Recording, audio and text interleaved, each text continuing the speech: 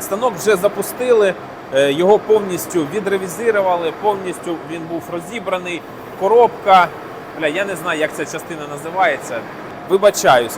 В общем, все повністю було розібрано, перемито, перечищено, налагоджено, пересиліконено, замінили повністю всю проводку, частково управління. В общем, його ревізія нам вийшла дорожче, ніж ми його купили. Ну, це, в принципі, завжди так.